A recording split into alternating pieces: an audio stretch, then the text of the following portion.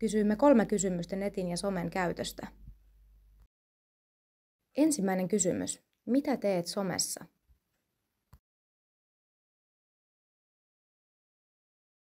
Kyselen kuulumisia kavereilta sieltä kautta myös. Miten kaikkea se sitä Instagramia käytät, kun sulla oli Instagram-tili ja se sinne sanoit, että siinä... Joo, minä välillä teen sellaisia videoita vaan, missä on jotain haasteita ja kaikenlaista sellaista.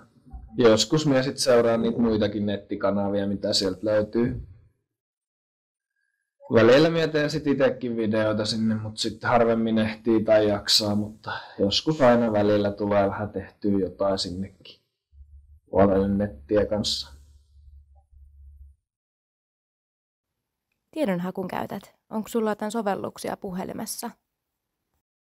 On, mulla nimi on aikataulu, mutta ne näen kyllä mihin aikaan kulkee ja mistä se kulkee. Ja sitten on niitä hashtagia ja kaikkea tällaistakin. Onko sinulla Instagramia ja Snapchatia? On kyllä ollut ja kyllä jossain vaiheessa laitankin vielä. Mitä sinä sitten teet, kun käytät Instagramia? Miten sinä sitä käytät? No laitan kuvia, jotain tekstiä ja tällaista. No ehkä tiedonhakuun varmaan. Tiedonhaku. Joo. Millaista tietoa sinä löydät sosiaalisessa mediassa? No vähän kaikkea. Mietin vähän random tietoa, niin sit välillä ei mennä löytyy mitään. Sitten se on tyhjä täynnä.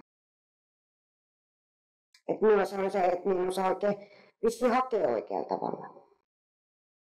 Onko se sun mielestä haastavaa hakea tietoa? Vähän.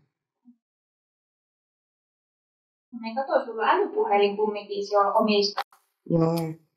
Niin onko sulla jotain sovelluksia, mitä sä käytät sieltä? No Snappia ja Whatsappia enimmäkseen.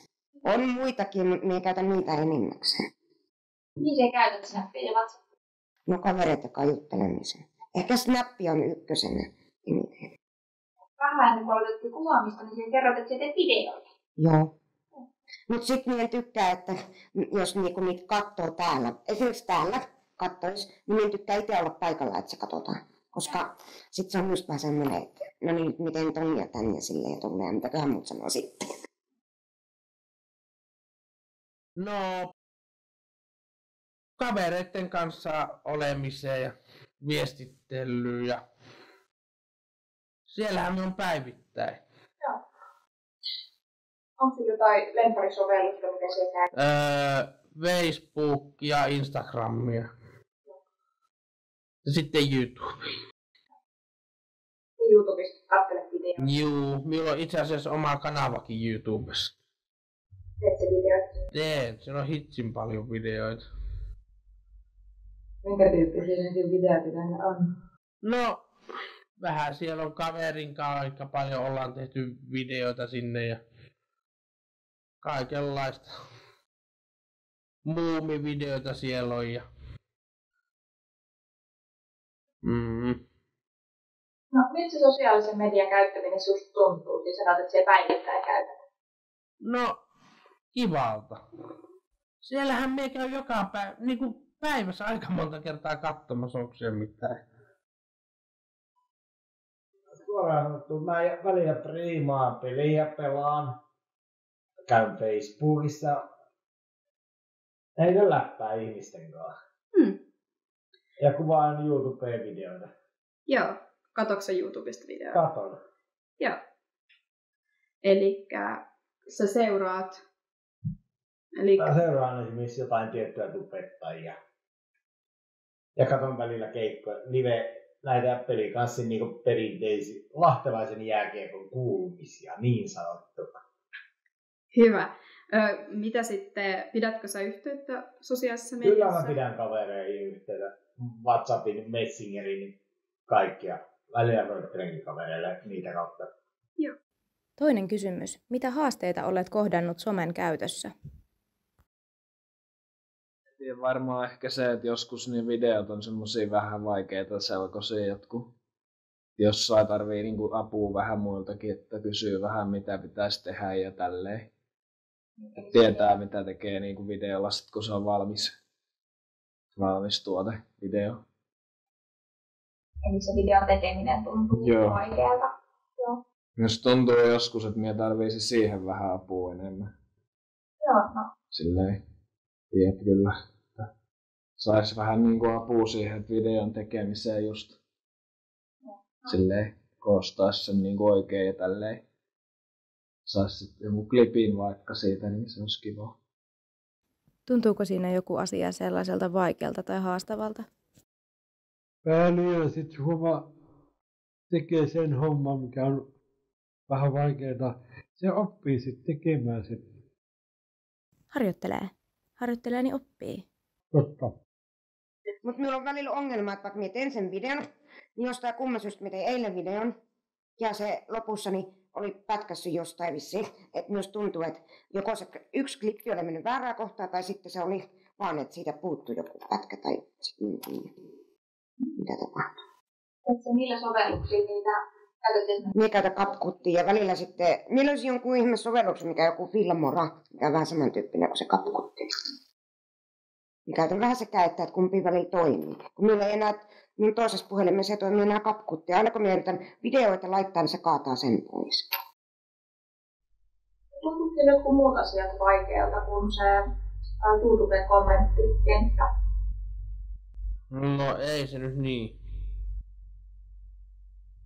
Pääsit siihen kumminkin kommentoimaan muiden ihmisten videoita? Juu, pääsen. Mietin miten se on niinku, onko se sitten se ylläpitäjä vai jotenkin sen laittanut, ettei kukaan pääse minun videoihin kommentoimaan tai jotain.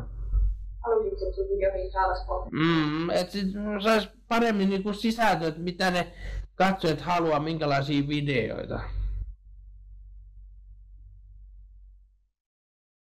Mä oon huomannut sellaisen haasteen, että multa on ryöstetty tili ja about välillä akku loppuu ja tällaista.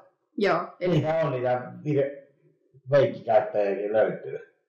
kyllä. Eli tästä huijausta. Huijausta ja tätä niinku ilkikäyttöä. Joo. Oletko sä huomannut, että kun sanoit, että puhelimesta akku loppuu, niin oletko sä huomannut muita tällaisia käyttöön liittyviä haasteita? No. Esimerkiksi osaatko sä lukea? Osaan. Joo. Välillä haasteita, riippuu ihmisillä. Just näin. Niitä feikkikäyttäjiä aika paljon löytyy. Joo, kyllä. Nyt yrittää kalastella toisten puhelimia. 3. kysymys. Mistä saat apua digipulmien ratkaisuun?